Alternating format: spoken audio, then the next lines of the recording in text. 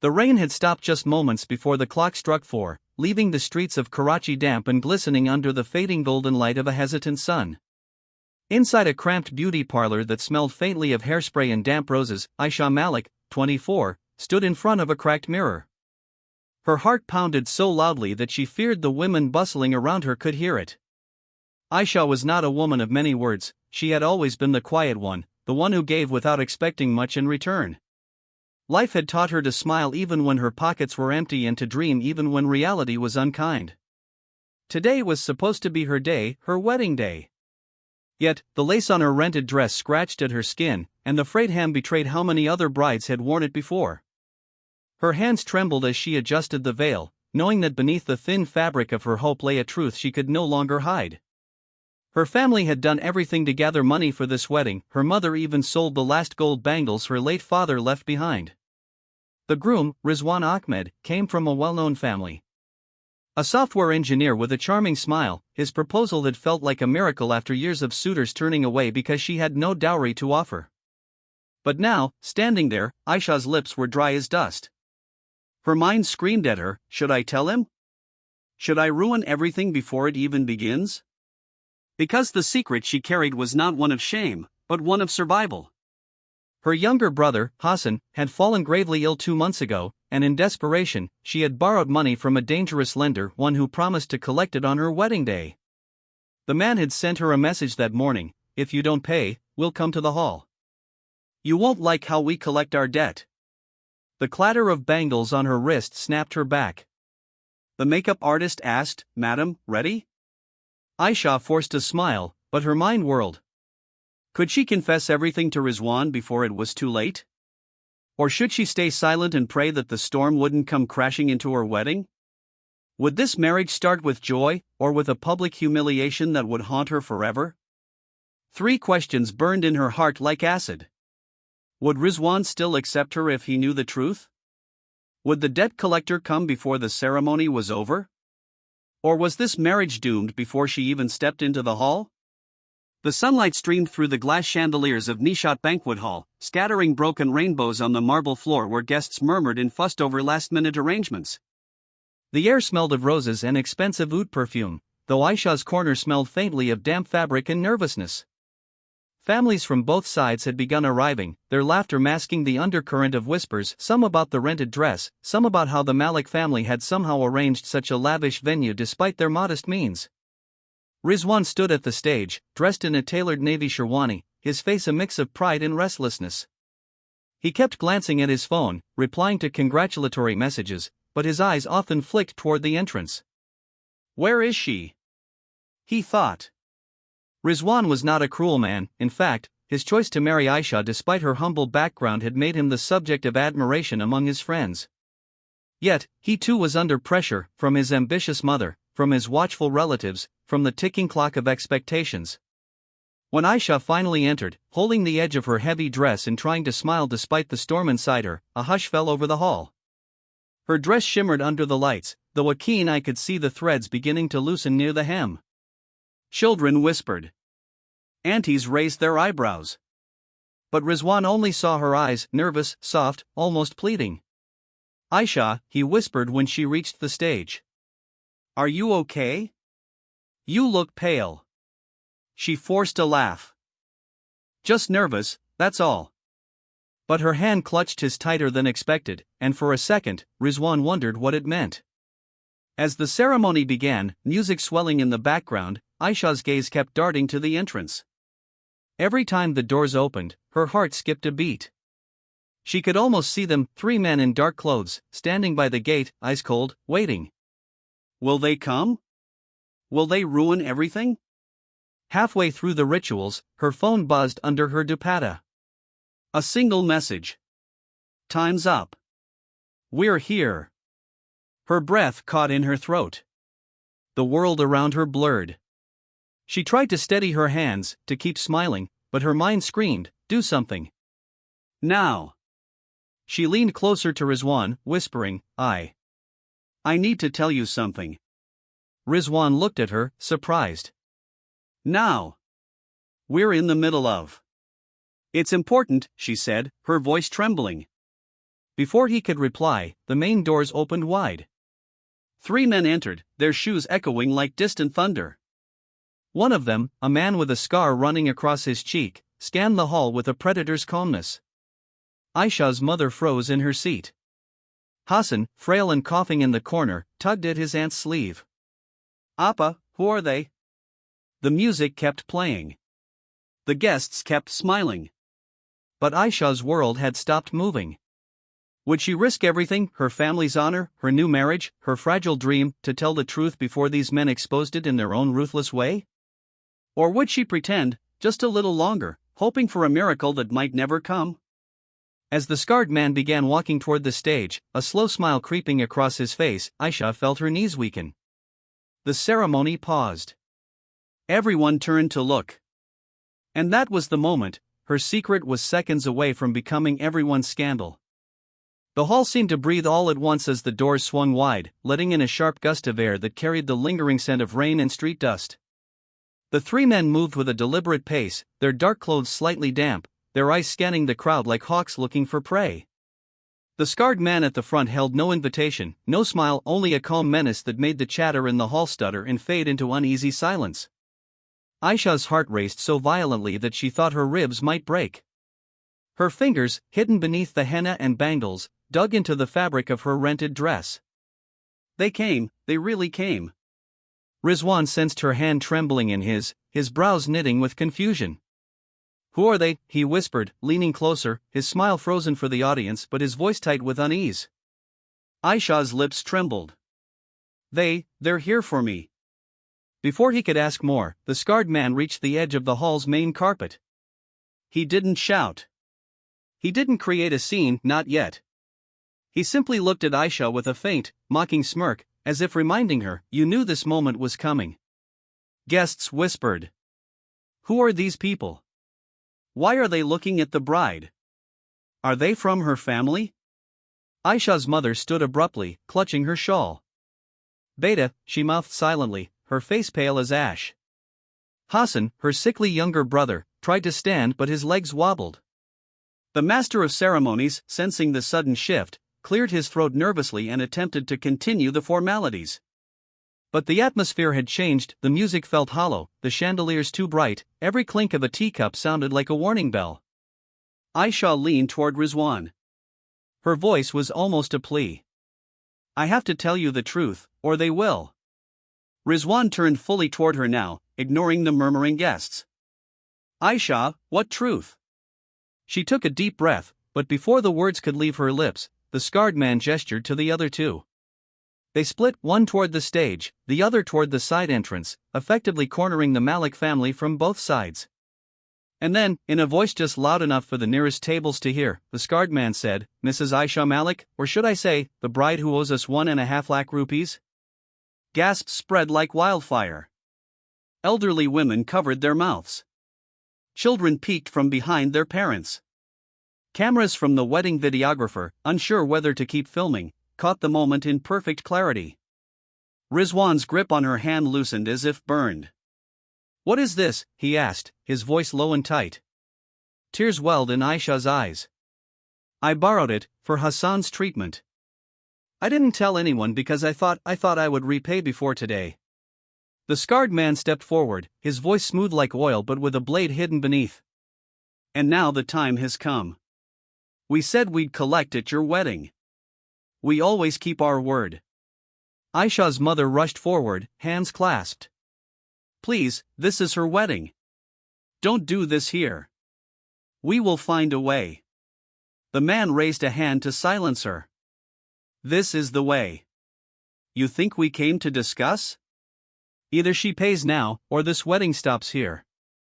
All eyes turned to Rizwan.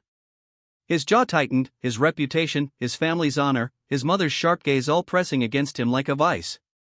He looked at Aisha, truly looked at her now, not the girl in the rented dress, but the frightened woman who stood on the edge of ruin. And then, just as the tension reached its breaking point, Rizwan did something no one expected. He stood up, turned to the scarred man, and said calmly, "How much did you say?" The man frowned. 1.5 lakh. Rizwan reached for his pocket, pulled out his phone, and with a controlled voice said, "Give me your account number." "I will pay it now." The hall erupted with murmurs. Aisha froze, staring at him as if he had grown wings. "Rizwan, you don't have to." "I do," he interrupted, his eyes still fixed on the man. "Because this is my wedding. And no one humiliates my bride." But even as relief briefly washed over her face, the scarred man's smirk returned. "Oh, we'll take the money. But money is never just money. We know about the loan. We know who signed the paper." Aisha's breath caught. She remembered the night she borrowed the money, how the lender made her sign a strange clause, promising more than just repayment. Rizwan noticed her sudden panic. "What clause? What are you not telling me?" The scarred man chuckled darkly. "Ask your bride. Ask her what she promised if she couldn't pay back in time." The guests whispered again, now with sharper tones, their curiosity like knives. Aisha's mother pressed her hands to her face. Hassan whispered, "Appa, what did you sign?" And there it was, the question that could shatter everything. Aisha looked at Rizwan, her lips trembling, her heart breaking. Should she reveal the terrible bargain she made to save her brother? Or stay silent and watch the men drag her name through the dirt? Her silence stretched. The music had stopped entirely. The chandeliers flickered as if holding their breath. And just before she could speak, the scarred man reached into his coat pocket, pulled out a folded paper, and said loudly, "Let me remind you what your bride agreed to." The hall went dead silent. The paper unfolded with a slow, deliberate sound that cut through the murmuring hall. The scarred man held it up as though it were a prized possession, his eyes glinting in the chandelier's light. People leaned forward in their seats, curious, hungry for the drama that had now taken center stage. Even the servers holding trays of teacups paused, their steps frozen mid-aisle. Aisha's face drained of color. She knew exactly what was written there, her desperate promise, scribbled with shaking hands in the back room of a dingy clinic where Hassan lay gasping for breath weeks ago. She had signed it without reading all the lines, her mind consumed by her brother's fragile life. The man cleared his throat. Clause 7, he read aloud, his voice steady and cold. In the event the borrower fails to repay the amount by the agreed date, the lender may demand services or assets equivalent to the amount owed, as decided solely by the lender. Gasps erupted from the crowd. Services? Assets? What does that mean? Rizwan's mother, elegantly draped in emerald silk, stood from her seat, her face tight with anger and humiliation. This is absurd. You cannot blackmail a bride on her wedding day. But the man ignored her, his gaze never leaving Aisha. She signed it willingly. And we have already decided what we want in place of the money. Rizwan stepped forward, his voice steady though his hand trembled. Enough of this. Tell me what you want, and then leave. The scarred man smirked. We want her to work for us 3 months, in our accounts office. We need someone who can handle files, answer calls, clean if needed. Think of it as clearing her debt with labor. The hall erupted in a mix of shock and outrage.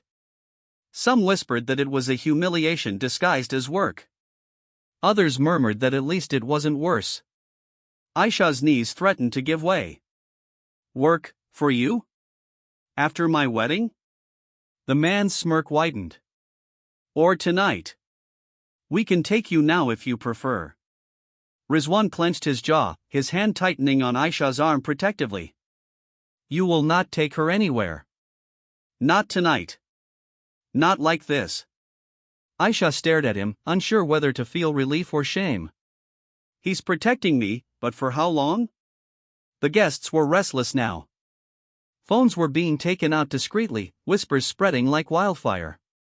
What began as a beautiful evening was turning into a public scandal that would be replayed for weeks. Rizwan's mother stepped up beside him. Rizwan, enough. Call the police. These men are extortionists. The scarred man let out a low chuckle. Go ahead. But remember, this is a signed contract. We have the law on our side. And the media loves a story about brides with unpaid debts. Aisha felt the walls closing in. Her secret was now bare, her dignity hanging by a thread. The groom's eyes softened as he looked at her again. Why didn't you tell me, Aisha? I could have helped you. We could have faced this together. Her lips trembled. I didn't want to lose you. I didn't want them to call off the wedding before it even started. He exhaled, long and heavy. Do you think hiding this will make me walk away now? His words carried strength, but behind them, she saw the flicker of something else, calculation, maybe even a plan. Because Rizwan, unknown to her, had prepared something for this wedding. A surprise that would turn the night on its head, and perhaps, just perhaps, make everyone forget this humiliating moment. He turned to the scarred man, his voice suddenly cool. You will get your money. But you will not decide her fate. I will. The scarred man raised an eyebrow. And why would we listen to you? Rizwan smirked for the first time that evening. Because you came to collect from a bride. But what you didn't know is that this bride isn't as poor as she looks. The crowd fell into a heavy silence. Even Aisha looked at him in confusion. What do you mean? She whispered. Rizwan reached into the inner pocket of his sherwani and pulled out a small, sleek envelope. He handed it to the hall manager. Play the video, he ordered calmly. The manager blinked. Sir? On the main screen. Now. The lights dimmed slightly. The crowd turned as the big projector, originally meant to show the couple's photographs, flickered to life. Aisha's heart hammered in her chest. The screen flickered once more before the hall fell into an almost sacred silence. All eyes turned from the scarred man to the glowing screen. The music had long faded, even the clinking of glasses had stopped. The only sound now was the soft hum of the projector fan. The first frame showed a small, dimly lit room, cheap curtains drawn, a flickering bulb swaying slightly above a table. Aisha's heart skipped a beat. She knew that room. It was the place where she had gone to sign the loan papers. Her fingers clutched the edge of her dupatta as the video began to play. In the footage, she sat nervously on a stool, pen in hand, her scarf loosely wrapped as she leaned over a stack of papers. Across from her, the same scarred man now standing in this hall leaned against the table, watching her with that same cold half-smile. A murmur rippled through the guests. Is that her? She borrowed money like this? Look how frightened she was. The video continued, showing not only the signing of papers but the entire conversation. Her trembling voice as she begged for more time, his threats laced with fake kindness, the clause being pointed out but brushed off in her desperation. And then, a second part of the video began. This one made the room gasp louder than before. It showed the scarred man counting a thick bundle of notes while muttering to someone on the phone. Yes, the bride will never manage to pay it back. We'll get our work done and double the money later. The girl is desperate, easy to trap. The hall erupted in sharp whispers. The same man who moments ago stood tall and arrogant now stiffened, his smirk fading. Rizwan's voice cut through the chaos. Do you see now? This was no loan. This was a trap. A calculated plan to shame her and her family on her wedding day. Aisha's breath hitched. You had this, she whispered to him, her voice trembling with confusion and relief. Rizwan nodded slightly. I found out 2 weeks ago. I didn't tell you because I wanted to handle it myself. But tonight, they left me no choice. The scarred man's jaw clenched as murmurs turned into open criticism. Elderly men shook their heads. Women whispered angrily. One uncle stood up, pointing at the man. You came to ruin a wedding for profit. Get out, someone shouted. Call the police, cried another. The two men flanking the hall hesitated now, unsure whether to push forward or retreat. Their leader, the scarred man, raised a hand, trying to steady the situation. This video, this is fake. You edited this. But the damage was done. The guests were no longer on his side. Rizwan stepped down from the stage, walking toward him with controlled steps. You will take your men and leave. The money will be paid, not because you deserve it, but because I will not let this wedding carry your stain." The hall erupted in a soft wave of applause and murmured approval. Aisha's mother clasped her hands in silent prayer. Hassan smiled weakly, tears shining in his tired eyes. But Aisha, she did not smile. She felt a knot in her chest tighten. This man, Rizwan, had known about her debt. He had prepared this entire spectacle. And though he saved her tonight, one question haunted her mind: why now? Why reveal this here, in front of everyone, when he could have told her quietly before the wedding? Why hold a secret video like a sword over her shame until the very last moment? Rizwan returned to the stage, his face calm, his hand reaching for hers once more. "It's over now," he said softly, for her ears only. "Trust me." But in his eyes, for the briefest second, she saw something flicker, something colder, calculated, hidden behind his reassuring words. The scarred man, now red with humiliation, turned sharply and motioned for his men to leave. "This isn't over," he hissed, before disappearing through the heavy hall doors. The music resumed, though shakily. The ceremony carried on, guests trying to force their smiles back, clapping as though nothing had happened. Yet Aisha's heart was unsettled. The groom had turned her shame into a moment of triumph for himself. The crowd now saw him as a hero, the man who saved a poor bride from humiliation. But deep down, she wondered, was this his plan all along? And as the guests lined up to congratulate them, Rizwan leaned close to her ear and whispered a sentence that chilled her blood more than the lender's threats ever had. "This was just the beginning, Aisha. Now, we do things my way." Her fingers went cold against the rented lace. The night deepened outside as the last guests left the hall, leaving behind a trail of rose petals, half-drunk teacups, and whispers that still clung to the velvet curtains. The rain had stopped completely, but the streets were slick with its memory, reflecting the golden streetlights like broken pieces of a forgotten dream. Aisha sat quietly in the back seat of the decorated car as it rolled toward Rizwan's family home. Her hands rested on her lap, fingers laced together so tightly that her knuckles had turned pale. The rented dress felt heavier now, not because of its fabric, but because of the weight of everything that had happened. Beside her, Rizwan sat with the same composed expression he had worn all evening. Not angry. Not tender. Simply, unreadable. His mother, seated at the front with a driver, spoke occasionally about the guests, the gifts, the unnecessary drama that had almost spoiled the night. Rizwan only nodded. Aisha's mind replayed the evening like an unending reel, the scarred man, the contract, the humiliating whispers, the video that had saved her yet exposed her. And then, Rizwan's words, "This was just the beginning. Now, we do things my way." What did that mean? The car pulled up to the Grand Ahmed residence, an elegant, sprawling house with a gate taller than any building in Aisha's neighborhood. The entrance was lit by warm lights, servants waiting with trays of rose water and sweetened milk. From the outside, it was a dream. Inside, it felt like the threshold of a test. The rituals followed, laughter from relatives trying to forget the earlier scandal, quiet congratulations from those who pitied her, curious glances from those who didn't believe the video cleared her name entirely. Aisha smiled where she had to, bowed where it was expected, but her heart was restless. Later that night, when the last of the relatives had left and the corridors of the house finally fell silent, Rizwan entered their room.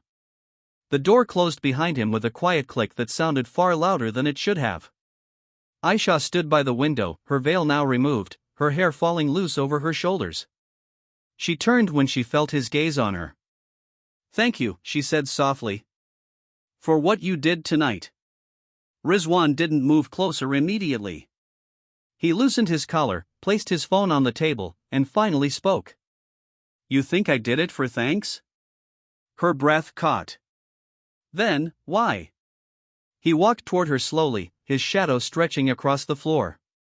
"I did it because you are my wife now. And because a scandal like that would have stained me as much as it stained you." Aisha swallowed.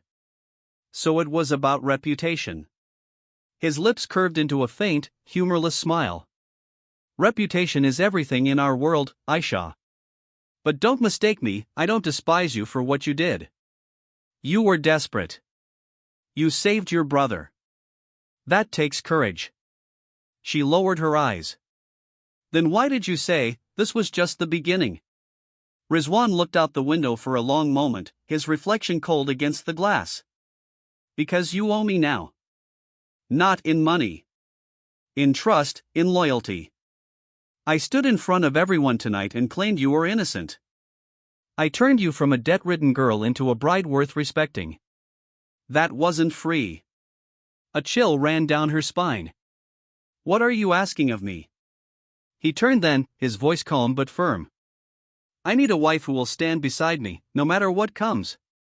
And what's coming is bigger than your debt, bigger than this wedding. There are things I cannot tell you yet, but you will see soon enough. Aisha stared at him.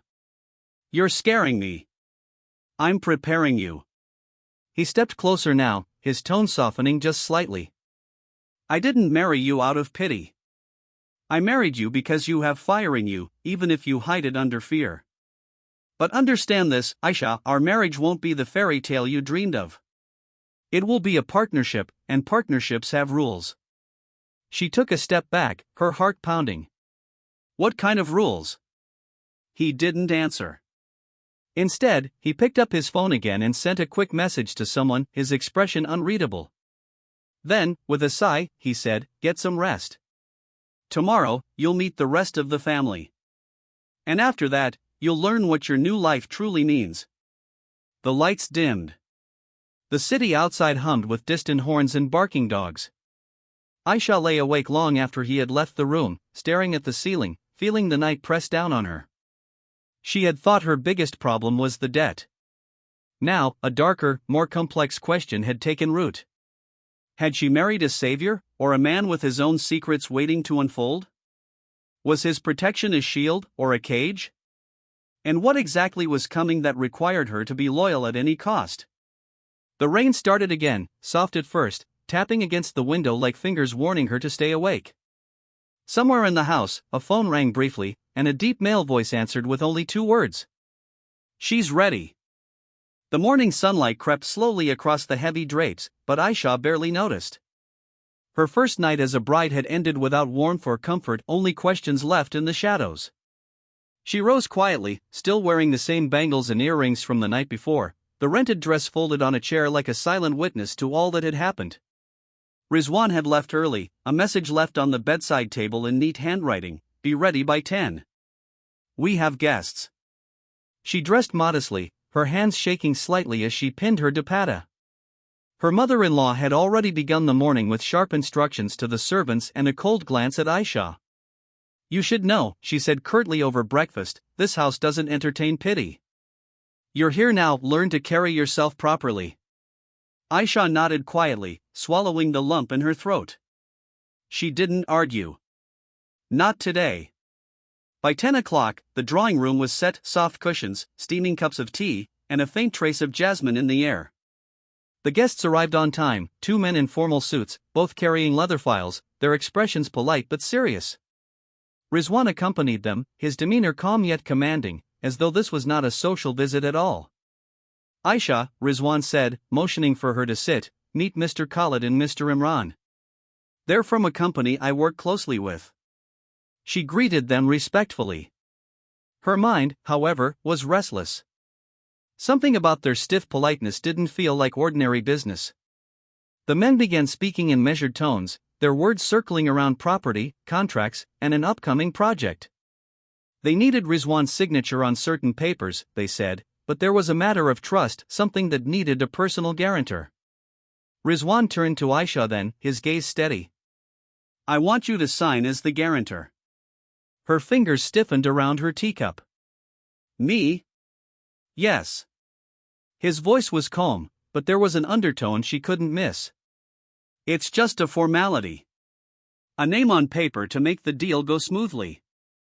You're my wife now, this is how we support each other." She looked at the papers the men placed before her, thick, heavy with clauses. The words swam before her eyes: liability, collateral, binding responsibility. Aisha's heartbeat quickened. "Rizwan, I don't understand these documents." "What if?" He cut her off gently but firmly. "Do you trust me?" The question hung in the air like a blade. The 2 men waited, their eyes betraying no emotion. Rizwan leaned closer, lowering his voice so only she could hear. Last night, I stood for you when no one else did. Now I need you to stand for me. Her mind raced. Was this the price? Was this the partnership he spoke of? She looked at the pen in her hand. Her mother's words echoed faintly in her memory. Marriage is built on patience. Be a good wife, and things will settle. She wanted to believe that. But another thought, colder and sharper, pressed against her heart. What if this signature leads to something far worse than the debt she had just escaped? The room felt smaller, the air thicker.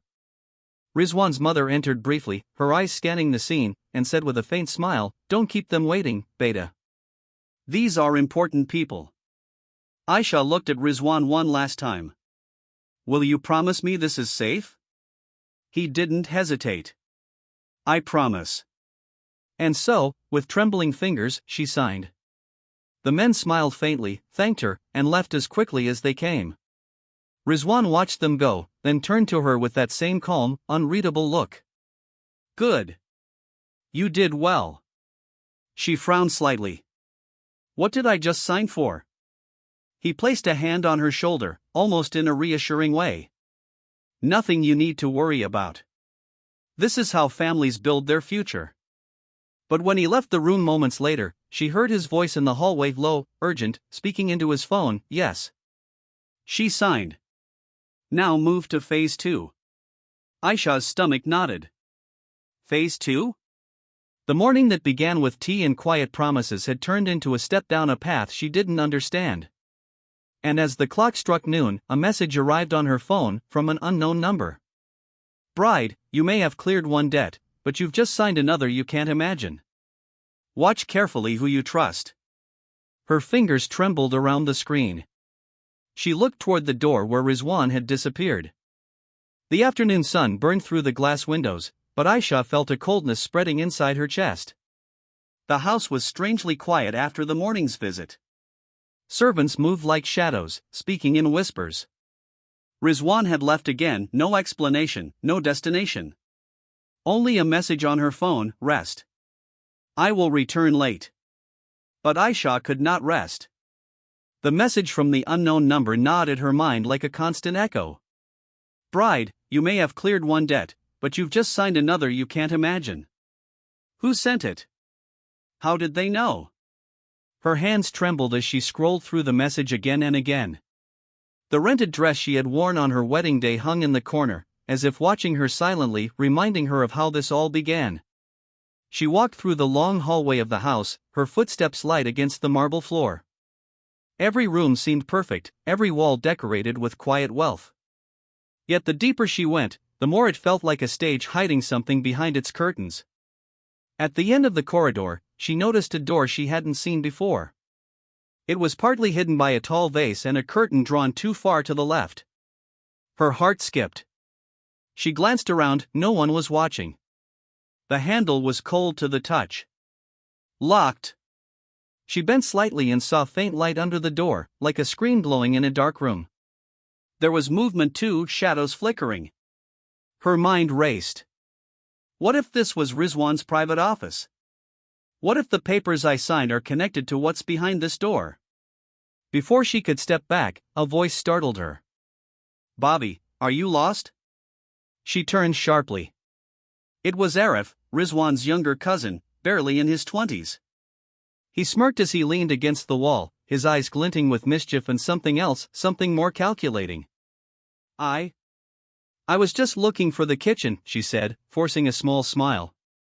"The kitchen is on the other side," he replied, his gaze dropping briefly to the locked door. "That room?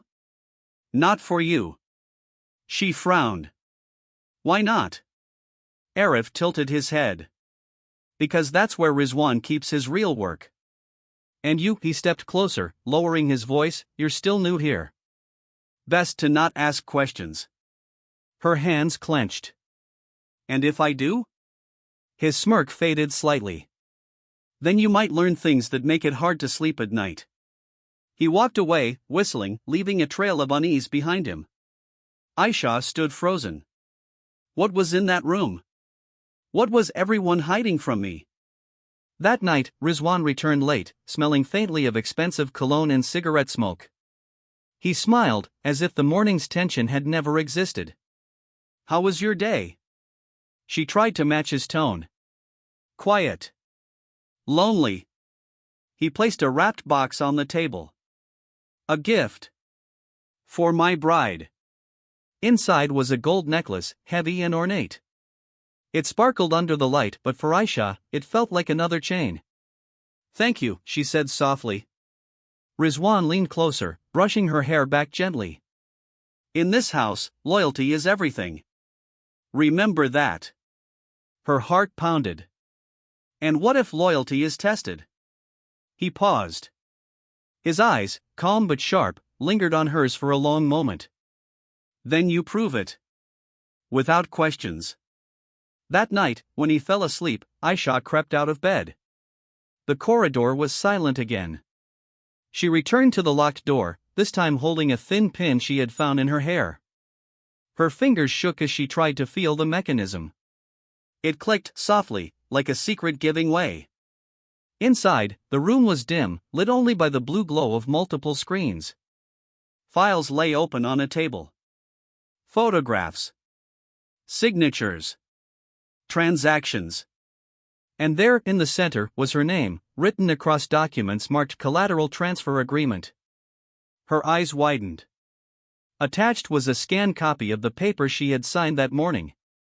And below it, a line in bold: liability, personal assets, family holdings, and secondary guarantees. She stepped back, her breath quickening. Had he used me to secure something illegal? Suddenly, a floorboard creaked behind her. Aisha? Her blood ran cold. It was Rizwan's voice, closer than she expected. She turned slowly, the light from the monitors casting her shadow long across the floor. His face was unreadable. Calm. Too calm. What are you doing here? He asked. The silence stretched like a blade between them. The clock ticked slowly, each sound echoing in the room like a warning.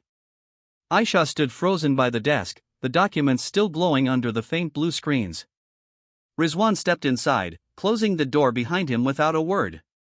His eyes swept over the papers, the unlocked door, and then fixed on her. Aisha, he said quietly, almost too calmly, this room was not for you. Her lips parted, but no words came out. Her heart thudded in her chest, loud enough that she feared he could hear it.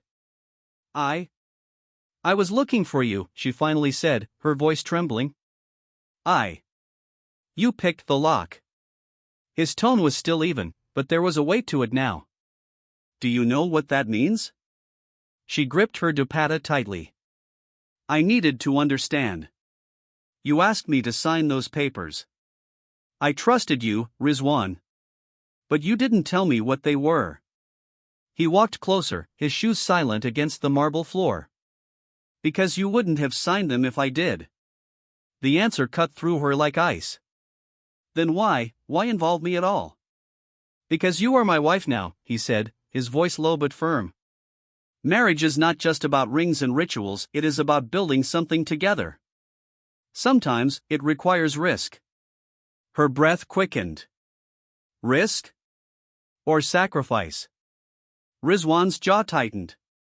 He placed both hands on the desk, leaning slightly forward so that their eyes were level. Do you know how much I've done to give you a life better than the one you came from? You think I don't know about the debts? The humiliation you faced? Her eyes burned, tears threatening to fall. I didn't marry you for rescue, Rizwan. I married you because I thought you believed in me, not because you needed a name to sign your secrets. The air between them grew thick, charged with something more dangerous than anger, mistrust. He straightened, his expression unreadable. Go to your room, he said finally. This conversation is over. She hesitated. And if I refuse? For the first time, his voice sharpened. Then you will see a side of me you're not ready for. Aisha swallowed hard and walked past him, her steps quick, her chest heavy. But as she reached the doorway, she turned once more. I saw the word collateral, Rizwan. If you think I will stay quiet about this, you're wrong. His gaze followed her as she left, unreadable and cold. That night, the house was silent, but sleep would not come. Aisha lay awake, the sound of the wind brushing against the windows. Every shadow felt like it was watching her. Every creak felt like a warning. Close to midnight, her phone buzzed again. It was the same unknown number. You have stepped inside the cage. Now decide if you want the key or the lock. She stared at the message, her mind spinning. Who was this person? Friend or foe? Was Rizwan aware of them, or were they watching both of them from the dark? She typed back hesitantly, "Who are you?" No answer. Just the blinking cursor, and then silence. In the morning, Rizwan's mother knocked on her door with a cold smile.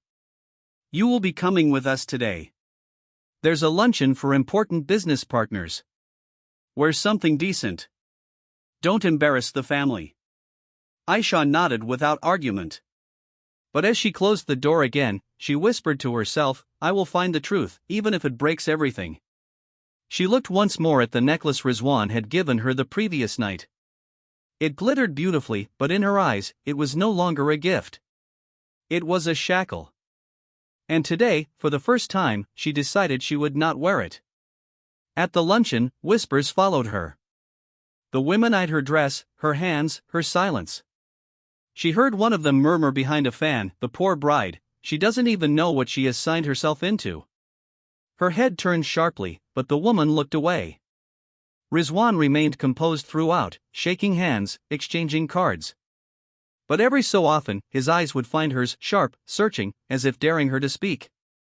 And then, amid the soft music and clinking glasses, a man approached her quietly, slipping a folded paper into her hand. For you, he whispered. She opened it slowly beneath the table. It was a single sentence. The deal you sign will be sealed in 3 days. If you want to stop it, meet me at the old textile mill at midnight. Aisha's fingers tightened around the paper. 3 days. 3 days before whatever she had signed became permanent. And now, there was a chance, a dangerous one. The city was quiet under the heavy night sky. Streetlights flickered on empty roads, and the sound of a distant train echoed faintly across the rooftops. Aisha wrapped her shawl tightly around her shoulders as she slipped out of the side door of the mansion. The air was cool, biting against her skin, but her heart pounded too fast to feel the chill. Each step she took felt like a crime. If Rizwan discovered she had left without his knowledge, if he learned she was meeting someone connected to those papers, it would not end well. But she could no longer live as a silent witness in a house that kept secrets locked behind glowing screens. The old textile mill loomed ahead, its walls cracked and windows shattered like hollow eyes staring into the night. Rusted gates stood ajar, creaking softly as the wind pushed through. A lone figure stood near the entrance, face half hidden by the hood of a dark coat. You came, the man said, his voice low. Who are you? Aisha asked, her grip tightening on her shawl. Someone who knows what you signed, he replied. And someone who doesn't want to see you destroyed by it. She stepped closer, the gravel crunching under her sandals. Tell me everything. What are those papers? He pulled out a folder from his coat and handed it to her. Inside were copies of documents, contracts, bank transfers, photographs of meetings she didn't recognize. But one page made her heart sink, her signature, under a clause marked personal guarantee for external debt settlement. This, the man said, pointing at the clause, makes you responsible for a loan your husband took from a group that doesn't forgive easily. It's not a bank. It's not even legal. It's money tied to people who ruin lives when payments are delayed. Aisha's hands trembled. Why would he do this to me? Why not sign it himself? Because if he defaults, they can't touch him. But with your name, they can take everything from you and your family back home. Land, house, even your father's small shop. Her breath caught in her throat. He promised this was safe. The man's eyes softened. Men like Rizwan promise many things. But they build their future on the shoulders of the innocent. Aisha looked away, her mind spinning. Was I just a tool? A name for his schemes? There's more, the man continued. In 3 days, the first payment is due. He won't make it. When that happens, they'll come not for him, but for you. Unless you act before then. She met his gaze. Act how? He hesitated. I can't say more here. Too many eyes. But if you're willing to fight for your life, I will help you. Tomorrow night, same place. Bring any papers you can find. And come alone. Her fingers tightened around the folder. How do I know I can trust you? He gave a small, bitter smile. Because I warned you when no one else did. Before she could ask another question, he stepped back into the shadows and disappeared among the broken walls. The drive back felt longer than before. The mansion's lights glowed faintly in the distance like watchful eyes. Aisha hid the folder beneath her shawl, her mind racing with fear and anger. When she entered, the house was silent. She crept to her room, but as she closed the door, a voice spoke from the darkness. Out late, weren't you? Her heart jumped. Rizwan was sitting in the armchair, the lamp casting half his face in shadow. Where were you, Aisha? She steadied her voice. I went for some air. The house felt suffocating. He leaned forward slightly. Alone? At this hour? She turned away to remove her shawl, hiding the folder under her scarf as she placed it in the closet. I needed to clear my head. His gaze lingered on her for a long, uncomfortable moment. Be careful, he said finally, his tone calm but laced with something sharper. This city is not safe for wandering brides. She nodded, her heartbeat refusing to slow even after he left the room. That night, as the clock struck 2, she sat by the window, staring at the distant lights. The man's words echoed in her mind, they'll come not for him, but for you. Her fingers brushed over the hidden folder. If I run, they'll find me. If I stay silent, I'll lose everything. And somewhere in the dark halls of that house, she felt Rizwan's presence awake, watching, waiting. 3 days. 3 days to decide whether to be a victim or to fight back. The next morning arrived heavy with silence. The sun rose lazily, throwing pale streaks of light across the curtains, but Aisha felt no warmth. She moved quietly through the house, her steps careful, her eyes always checking the corners. Rizwan had already left, his car tires leaving faint marks on the gravel. She now had 2 nights left before the deal would be sealed. 2 nights to find the truth. Breakfast passed with little conversation. Her mother-in-law watched her closely, every movement judged, every bite measured. You should smile more, the older woman said coldly, spreading marmalade on toast.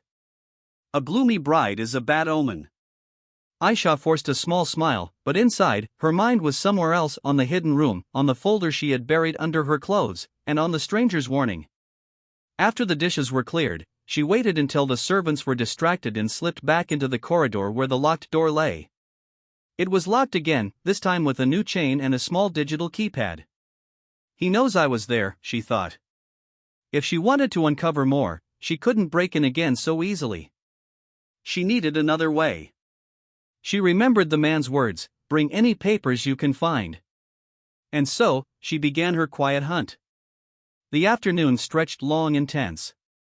She searched Rizwan's study, carefully opening drawers, scanning bookshelves, checking behind framed photos.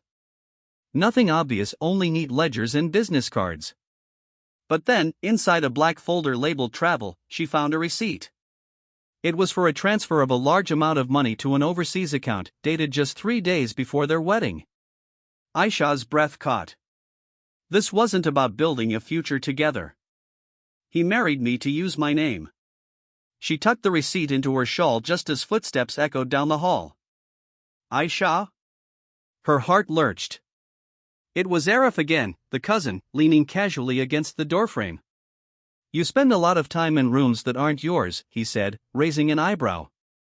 She forced a light laugh. I was looking for a pen. Rizwan asked me to make a list of guests. Arif smirked, but said nothing more.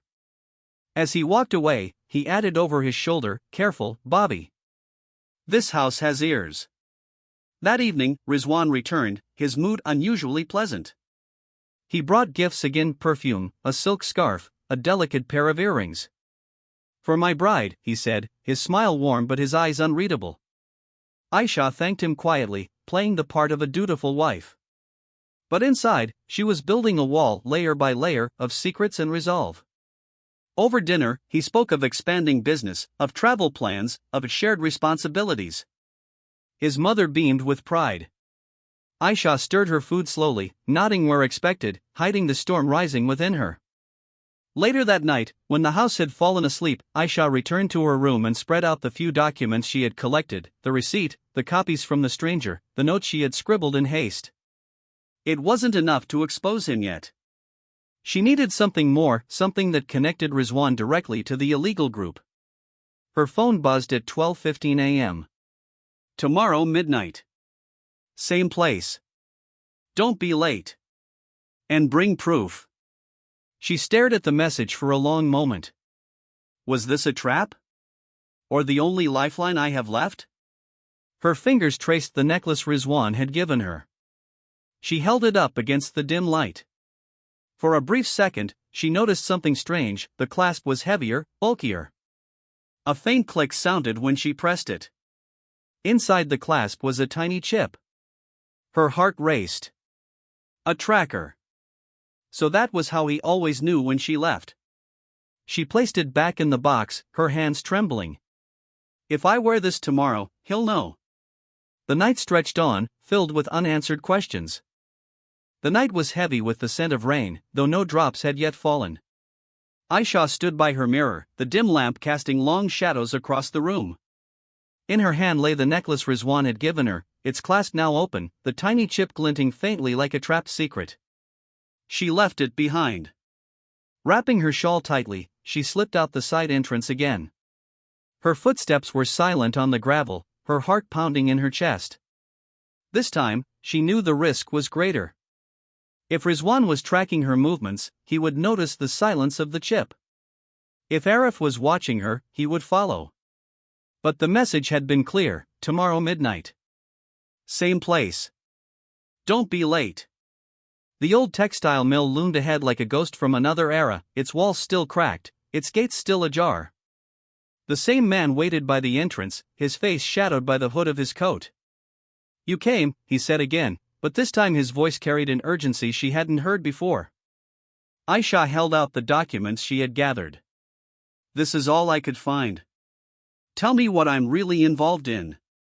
He flipped through the papers quickly, his eyes scanning each line.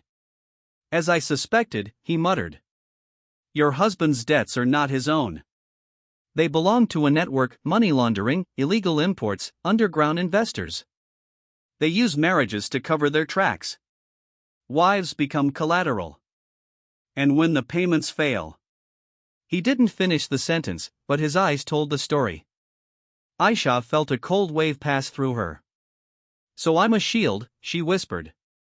"He married me to protect himself." The man nodded slowly. "You're not the first. But you can be the last if you act now." "How?" He handed her a small envelope. Inside were photographs: Rizwan shaking hands with two men she had never met, bundles of cash on a table, a signature sheet matching the one she had signed. "With these, you can go to the authorities. But you must be careful. He has connections inside. If he senses even a whisper of betrayal, he will turn before you can escape." A sudden noise cut through the air: footsteps. Aisha spun around. From the shadows of the mill, figures emerged. Not one, but three. Arif stepped forward, his usual smirk replaced by a cold grin. "I told you this house has ears, Bobby."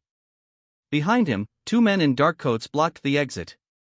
The hooded stranger cursed under his breath. "Run!" But before they could move, a flashlight beam cut through the darkness, and then another. Rizwan himself stepped into the faint light, his face calm, his eyes unreadable.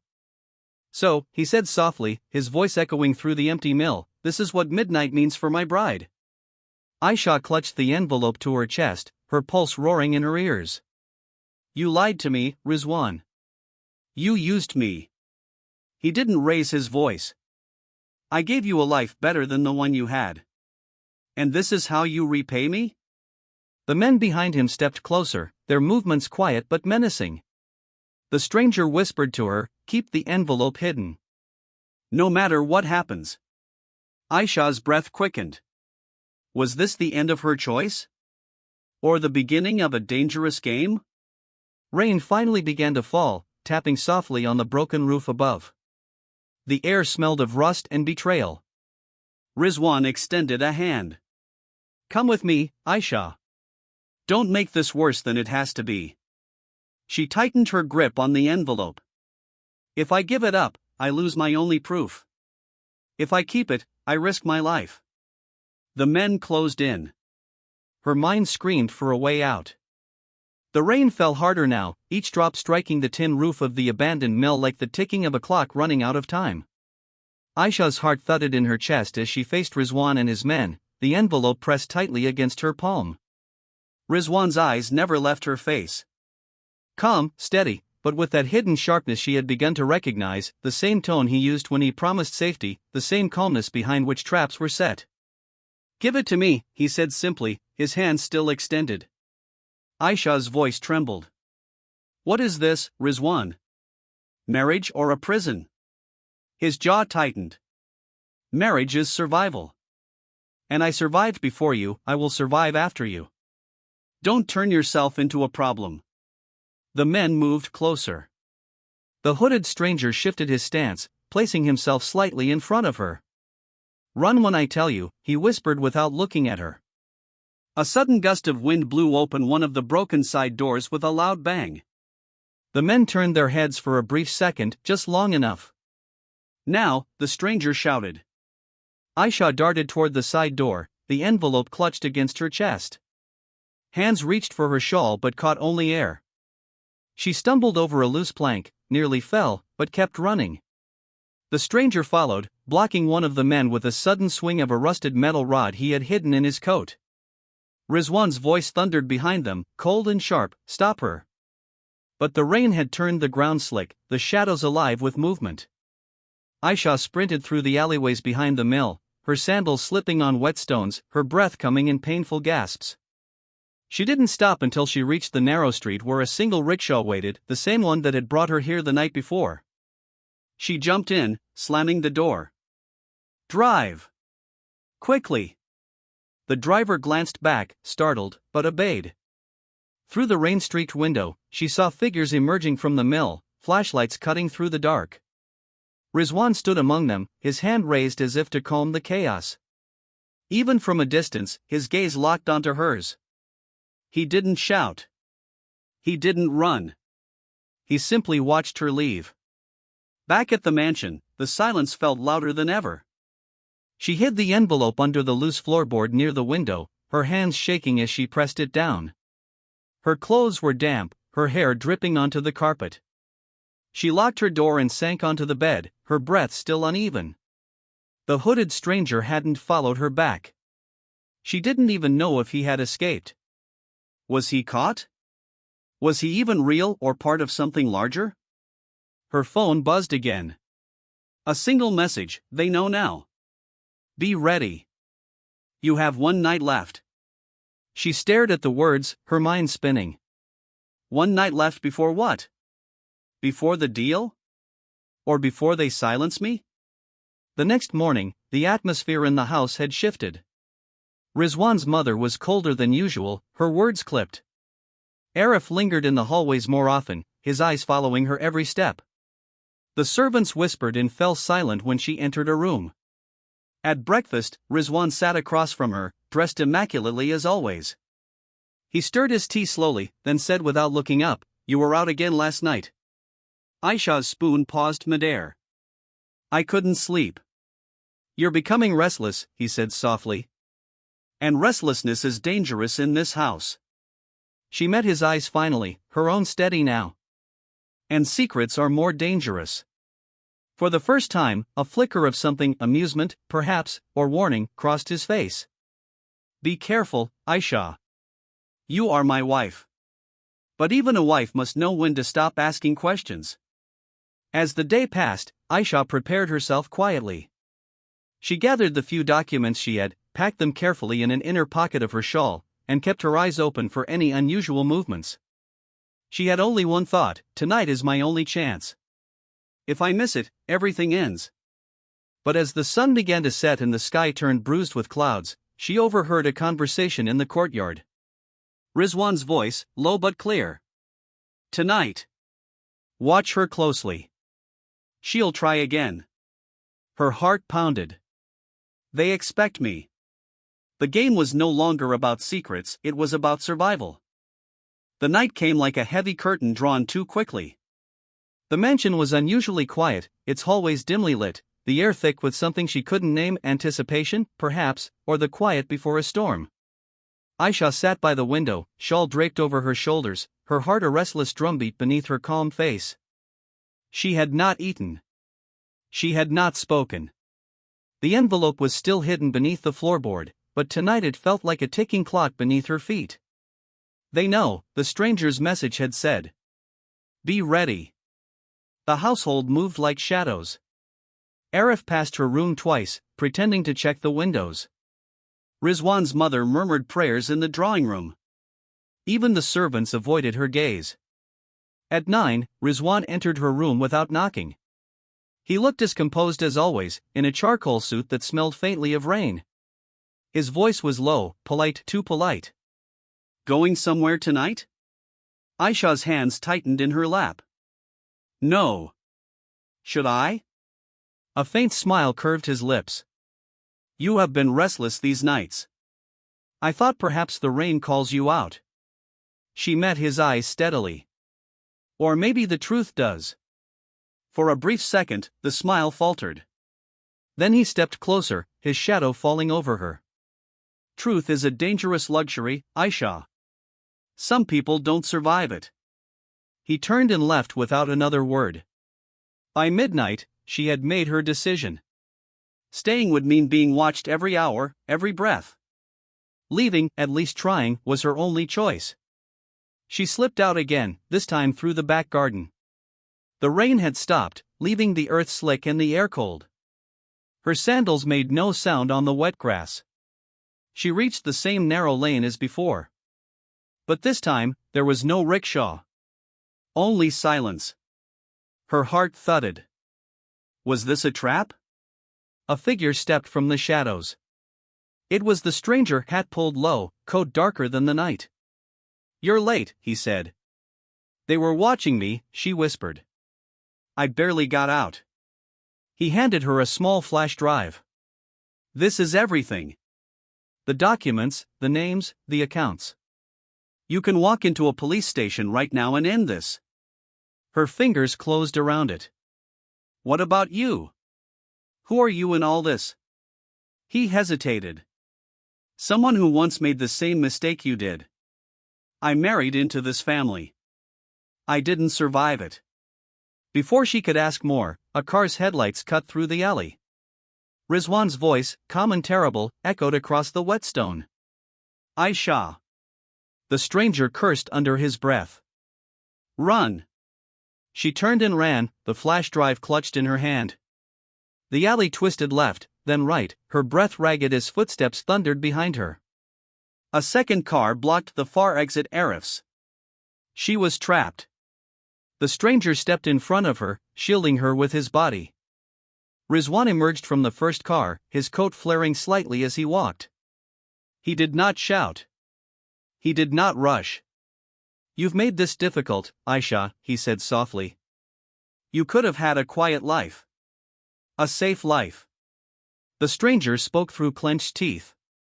She deserves a real one. Rizwan looked at him for a long moment. You again. His men spread out, forming a loose circle around them. The rain began again, heavier now, washing over her face as her fingers gripped the flash drive tighter. She thought of her family, of her mother's borrowed dress, of the vows she had spoken with a trembling heart. And now, here she stood, hunted like a fugitive.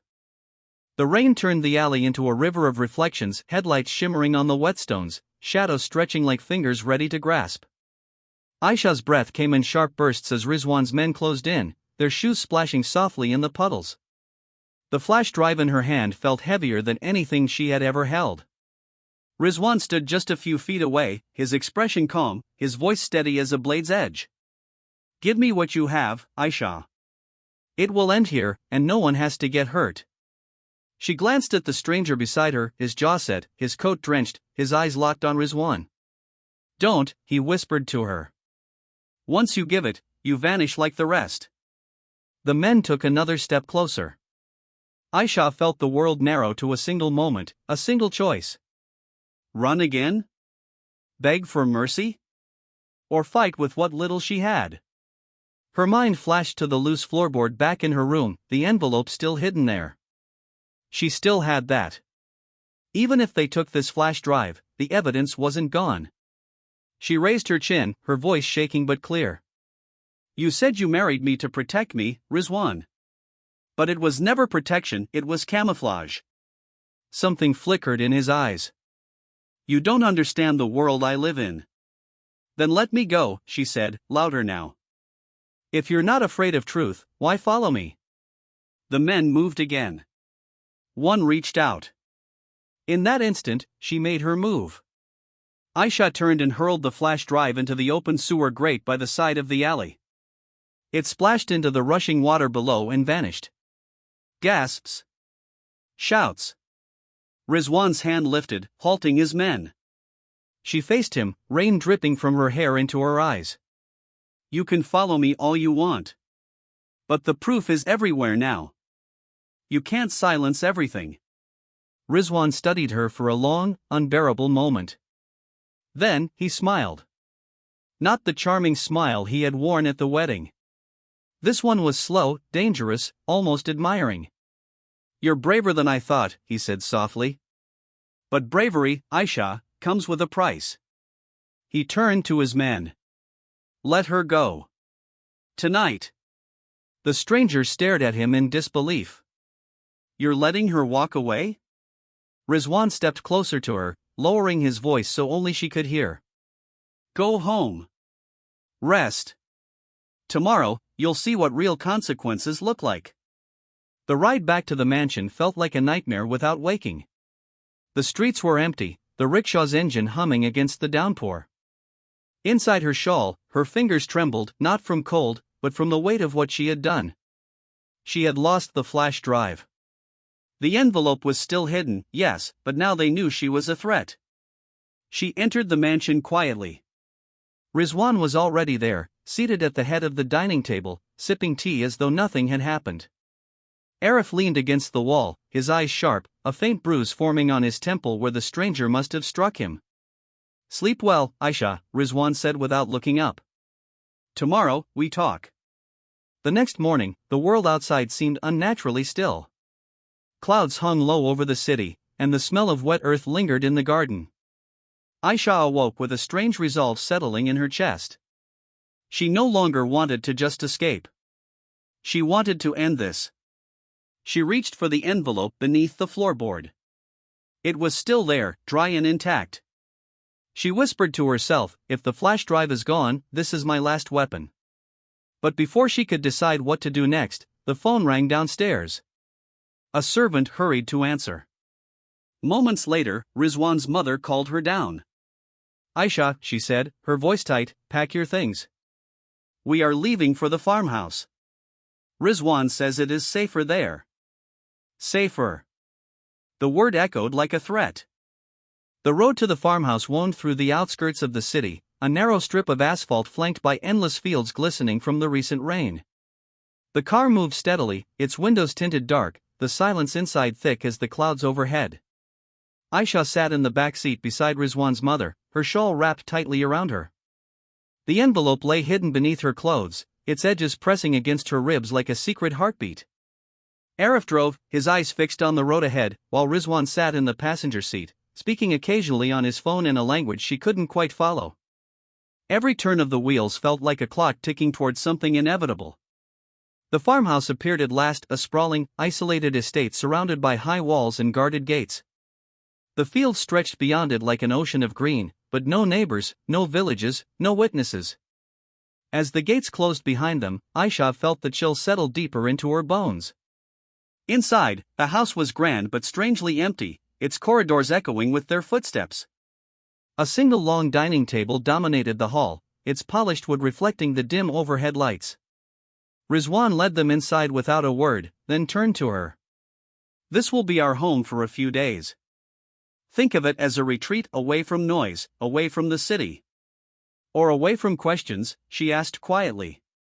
His gaze lingered on her, unreadable. "Questions have a way of multiplying when people are restless. Out here, there will be no more of that." That night, the wind howled through the trees, rattling the shutters. Aisha wandered the long corridor, her steps soft on the cold marble floor. She paused by a locked room at the far end, a faint sound reaching her ear, a voice, low and muffled, almost like crying. She pressed her ear to the door. The sound stopped. Footsteps approached. She stepped back quickly as Rizwan appeared from the shadows, a lantern in his hand. "Curious again?" His tone was calm, but the light in his eyes was sharp. "I heard something," she said steadily. "Who is in there?" He looked at the door, then at her. "That is a storage room. Rats, maybe." But she had seen the faint outline of a shoe beneath the door, the shadow of movement. The next morning, she found her chance. While Rizwan and Arif were busy with calls outside, she slipped a thin hairpin from her scarf and knelt by the locked door. The lock clicked after a tense minute. Inside, the air smelled of damp wood and dust. A single lantern flickered in the corner. And there, on a chair, wrists bound, face bruised, sat the hooded stranger. Aisha gasped, rushing to him. "You how? When?" His voice was hoarse but urgent. "They caught me after you left that night. They brought me here. Listen, everything is moving fast now. The deal is happening here. If you want to live, you need to leave before sunset." Her heart pounded. "The deal? What deal?" He coughed, his head dropping slightly. "They're moving the money tonight. And you're part of it." Before she could free him, footsteps echoed down the hall. "Hide," he hissed. She slipped behind a stack of crates just as the door opened. Rizwan entered, his coat immaculate, his voice smooth as ever. "You're awake. Good." He crouched before the captive stranger. "I told you not to interfere. And yet here we are. Now you've brought her into this mess. Do you know what that means for her?" The stranger glared but said nothing. Rizwan stood, his back to Aisha's hiding spot. "Tonight ends this. One way or another." He left, locking the door again behind him. Aisha's mind raced. If she ran now, she could escape. If she stayed, she might find the proof to end everything or lose everything before dawn. And now, the farmhouse itself felt like a cage, beautiful, silent, and closing in around her. The sky turned a deep indigo as the sun sank behind the distant fields, leaving the farmhouse cloaked in half-light. The air smelled of wet soil and smoke from the kitchen, where dinner simmered quietly, but the house itself felt like a stage, every movement deliberate, every whisper muffled. Aisha stayed in her room until the last prayer call faded from the horizon. Through the thin curtains, she watched 3 black SUVs roll into the driveway. Men stepped out, well-dressed, silent, carrying briefcases. One of them glanced up at her window, and for a moment their eyes met before he turned away.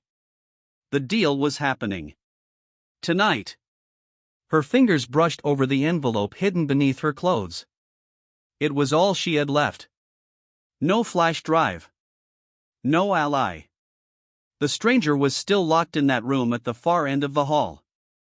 Should I free him? Or leave him and escape now? The question burned in her chest. Later that night, the farmhouse's grand hall came alive with low voices and clinking glasses. Rizwan moved among the guests with the ease of a practiced host, his suit crisp, his smile polite. Arif stood near the main door, his eyes scanning every corner like a watchful hawk. Aisha stepped quietly down the staircase, her heart drumming. She kept her shawl draped low, her face calm. If anyone asked, she was simply there to serve tea. But her steps carried her to the locked door. The hallway was empty. Her hands trembled as she knelt, slipping the hairpin once again into the lock. A faint click. The door opened. The stranger's eyes lifted, weary but alert. "You came back," he whispered. "I don't have time," she said quickly, cutting his ropes with a fruit knife she had hidden in her sleeve. "What is happening tonight?" "They're laundering money through property transfers," he rasped. "Using your name to sign off as a fake beneficiary. Once your name is on it, they disappear and you're left to answer when the authorities come." Her stomach turned cold. "My name?" "Yes. The documents you signed on the wedding night, they weren't marriage contracts. They were ownership papers." A sudden crash echoed from the hall, laughter, loud and forced, covering something else beneath it. The stranger grabbed her hand. "You have to leave. Now. Take the envelope. Take it to the press, not the police." "The police are half theirs." "But you?" "I'll find my way out. I've survived worse." As they slipped into the dark garden, a voice cut through the night. "Aisha." Rizwan stood under the archway, the rain beginning again behind him, a faint smile curving his lips. "Running again?" She froze. The stranger stepped forward, shielding her. Rizwan raised his hand casually, and from the shadows, two of his men emerged. "Not with guns, just standing, waiting." "Aisha," he said softly, "you keep choosing the hard path. But tonight, there is no more running. Tonight, you sign the final papers, and this ends." Her fingers tightened on the envelope hidden under her shawl. "And if I don't?" He looked at her for a long moment, rain tracing lines down his face. "Then I stop being your husband." Something in his voice made the night colder. It wasn't anger, it was finality. She stepped back, her heart racing. The stranger whispered, "Go. Now." And for the first time, she saw fear in Rizwan's eyes, not of her running, but of something else entirely. The rain pelted the garden like 1,000 needles, turning the earth soft beneath Aisha's sandals. Her fingers clutched the envelope so tightly that the edges dug into her palm. Rizwan stood barely 10 feet away, his men forming a quiet wall behind him, their expressions unreadable. The stranger's voice was urgent, low in her ear, "Run now, or it's over." Aisha took a slow breath. Something inside her shifted, no more hesitation, no more nights of creeping through hallways like a ghost. She stepped forward instead of back. "Rizwan," she said, her voice steady despite the pounding of her heart, "you chose me because I was silent. But you forgot, silence learns to speak." Rizwan tilted his head slightly, his lips curving in something between amusement and warning. "And who will hear you, Aisha? You are here. They are everywhere." She raised the envelope, letting the rain soak its edges. "Not if this leaves here tonight." A faint murmur went through his men. Arif, standing at the porch, shifted uneasily. Then Rizwan laughed softly, almost sincerely. "So, this is what you think? That an envelope changes the world?" He stepped closer, the rain dripping from his hair. "You want to know the real reason I married you?" The words cut the night open like a blade. Aisha's breath caught. Rizwan's voice dropped to a whisper meant only for her, "Because you were already part of it, long before you said I do. Your father owed them, not me. Your dowry was never money, it was clearance for this deal." The ground seemed to tilt beneath her. "My father?" "He borrowed from them," Rizwan said calmly. "He promised them his daughter would sign what they needed. I just followed through." The stranger cursed under his breath. "He's twisting it, don't believe everything." But Aisha's world blurred. Her father's hesitant smile at the wedding, his shaking hands, the way he avoided her eyes every moment now made a cruel kind of sense. Rizwan took another step closer. "Sign the final papers tonight, and I clear his name. You walk free. Your family stays untouched. And if I don't," she whispered. "Then you watch them fall. All of them." The rain thundered louder, as if the night itself demanded a decision. Aisha closed her eyes for a heartbeat. The stranger's hand hovered near hers, ready to pull her toward the dark side gate. Rizwan's men waited, tense but unmoving. She opened her eyes. "No," she said softly. I won't sign anything tonight. Rizwan's face didn't change. Only his voice grew quieter, colder. Then you've chosen your side. He turned to his men. Bring her inside. Lock the doors. At dawn, we finished this without her consent. The men moved. The stranger tried to block them, but one struck him in the shoulder, sending him to the mud. Aisha struggled, kicking, her shawl torn as they dragged her back through the wet grass toward the farmhouse. Rizwan followed at a measured pace, his hands behind his back, his face a mask of calm that was far more terrifying than rage. Inside, the farmhouse doors shut with a heavy thud. The guests were gone. The papers were ready. Aisha was locked in an upstairs room with a single barred window. Her shawl was gone. The envelope was still clutched in her hand. She sat on the edge of the bed, her heart hammering. Father, did you sell me into this? Or is Rizwan lying to break me? Outside, the rain turned to a steady, cold drizzle. The night stretched on, full of distant voices, doors opening and closing, the sound of cars coming and going. The stranger was somewhere below, injured, perhaps trapped again. The papers would be signed at dawn, with or without her. And for the first time, Aisha realized, this was no longer just about her marriage. It was about survival, not only hers, but her family's name, their future, their freedom. The farmhouse was silent, wrapped in the heavy darkness of the hour before dawn. A single bulb flickered outside Aisha's locked door, casting her shadow against the cold walls. Her fingers trembled as she unfolded the damp envelope for the 100th time, reading the same names, the same numbers, evidence that could destroy Rizwan, but also evidence that could ruin her father if Rizwan's words were true. Sleep would not come. Not now. Not when everything balanced on the edge of the coming light. She pressed her ear to the door. Somewhere below, the murmur of voices moved like low thunder. The men were awake. Papers were being prepared. The deal was about to happen. I can stay and be their pawn, or move and risk it all. She scanned the room once more. A wooden chair. A barred window. A narrow wardrobe. She climbed onto the chair, peered through the bars, only fields and the faint glow of distant lamps. The lock on the door wasn't strong. She had the hairpin. Again. Her heart raced as she worked it silently. 1, 2, click. The corridor was empty. She crept down the stairs, every creak of wood loud in her ears. The air smelled of cigarette smoke and damp wool. From the main hall, a low conversation drifted, Rizwan's voice among others. She stayed in the shadows, clutching the envelope to her chest. The stranger, where was he? She found him near the back pantry, his arm bandaged crudely, his face pale but awake. His eyes widened when he saw her.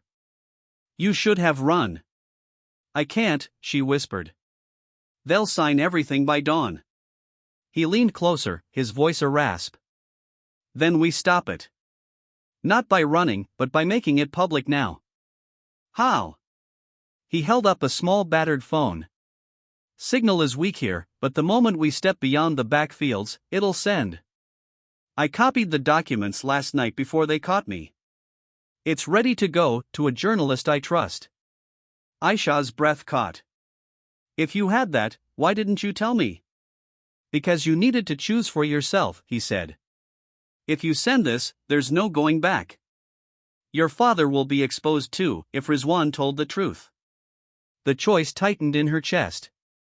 Family, or justice? A sudden shout echoed from the main hall.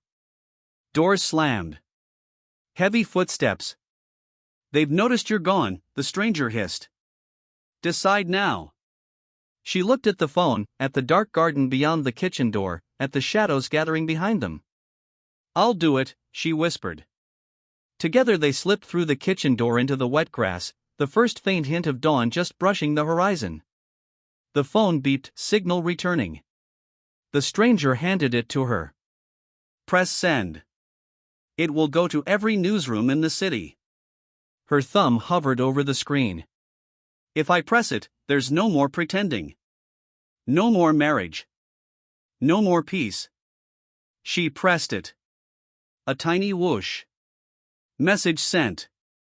The wind picked up, carrying the smell of rain and earth. For a heartbeat, silence. Then a voice behind them, a brave choice. Rizwan stood at the edge of the garden, flanked by two men, his coat unbuttoned, his eyes calm, not angry, not surprised. I wondered which path you'd take, he said softly. Now I know. He stepped closer, each footfall slow and deliberate. Do you know what you've started, Aisha? The stranger moved in front of her again. It's over, Rizwan. By sunrise, the world will know. Rizwan's lips curved faintly.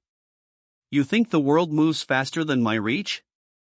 The distant sound of an engine rumbled from the fields, more cars approaching. Aisha's hands trembled, but she stood her ground. I won't sign your papers. And I won't run anymore. The first rays of dawn touched the wet leaves, casting long shadows across the garden. Rizwan stopped a few feet away, his voice suddenly low, almost intimate. Then dawn will not be your beginning, Aisha, it will be your test. The cars stopped at the gates. Doors slammed. More figures entered. Were they his allies, or the ones she had just alerted? The farmhouse became a cage of converging forces, one side with secrets, one side with exposure, and Aisha standing between them. The sky had begun to lighten, painting the horizon with streaks of pale orange and ash-gray clouds. The chill of the night still clung to the garden as Aisha stood frozen between two worlds, the one she had lived in, and the one she had just set aflame with a single press of her thumb. Engines idled at the gate. Men emerged, some in dark coats, their faces tense and sharp with authority, others looked like common workers, but their eyes held purpose. One of them carried a camera, its lens glinting faintly in the dawnlight. Rizwan's men stiffened. Hands slid into jackets where cold steel waited. Aisha's breath caught. They came, they actually came. The stranger stepped forward, his bandaged arm tucked close to his side. You wanted proof? Here it is. They've got copies of everything. The world will know. Rizwan didn't flinch. His calm was a shield. He glanced at the new arrivals and gave a faint, sardonic smile. Journalists? Activists? Do you think they will survive this land if I don't let them? His words sent a chill through her spine. One of the men from the gate approached, pulling back his hood. He was older, his hair streaked with gray, his voice steady. We are not here for games, Rizwan.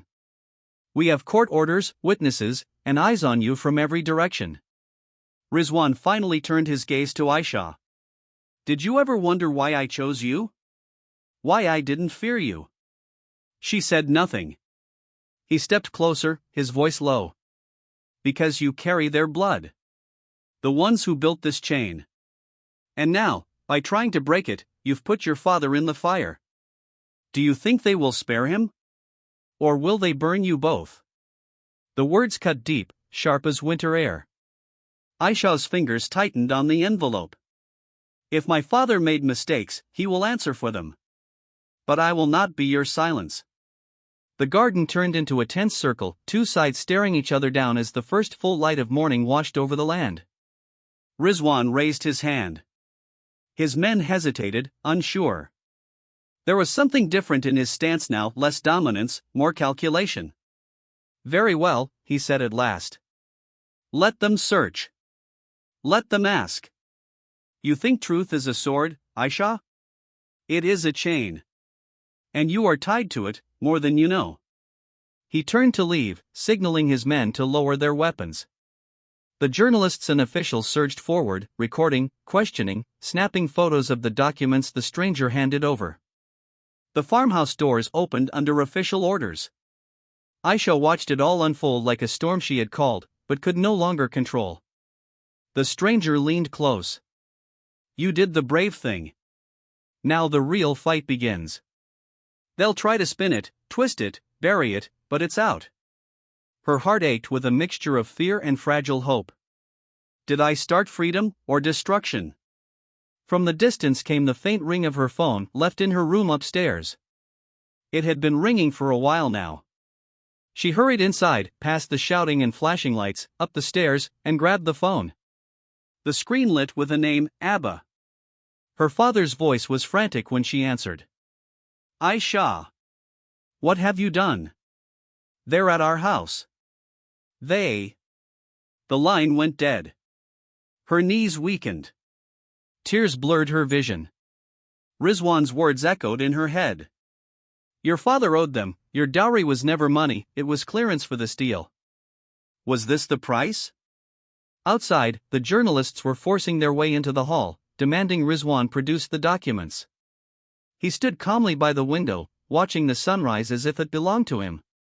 Aisha stepped down the stairs slowly, her father's last broken words still ringing in her ears. The stranger whispered, "Stay with us. Don't go near him."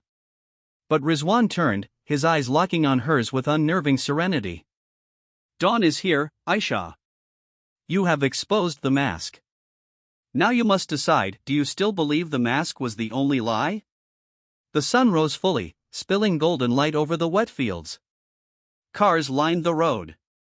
Cameras flashed. Voices shouted. And somewhere, in that moment, the real players, hidden in the shadows of power, began to move. The farmhouse was no longer silent. The dawn had turned it into a battlefield of words, cameras, and hurried steps. Reporters shouted questions, officials waved documents, Rizwan's men melted into the background like smoke. Aisha stood near the old wooden pillar, her fingers gripping the damp envelope that started it all. Her father's broken call still echoed in her ears. What have you done? Rizwan stepped forward, calm as ever, his dark coat brushing the wet floor. So here we are, he said softly, only loud enough for her to hear. The world has its story. Now it will want its villain. And you will give them one, won't you? She met his gaze.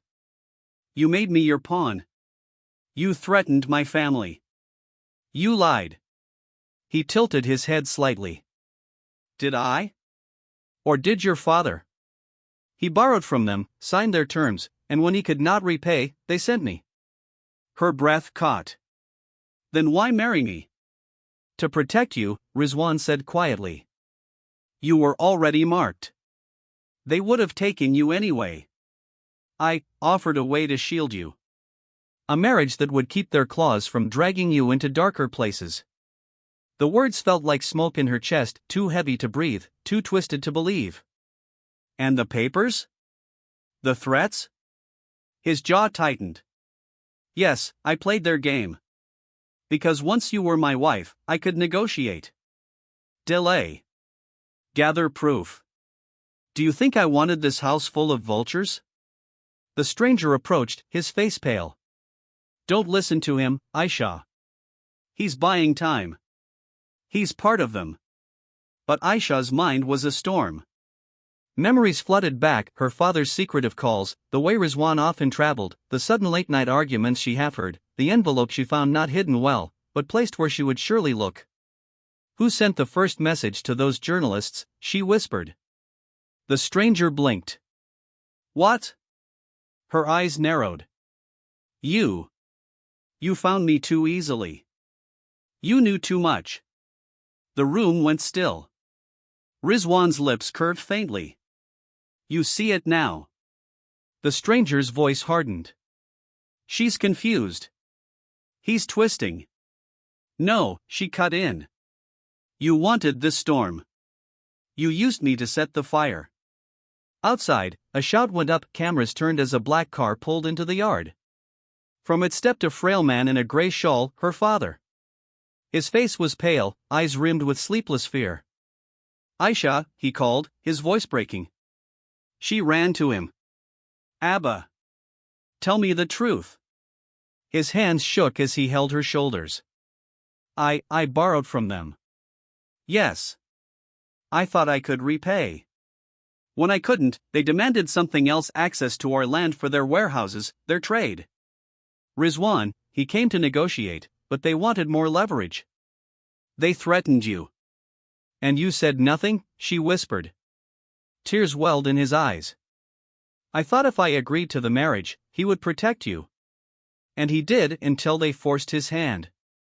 He was buying time, Beta.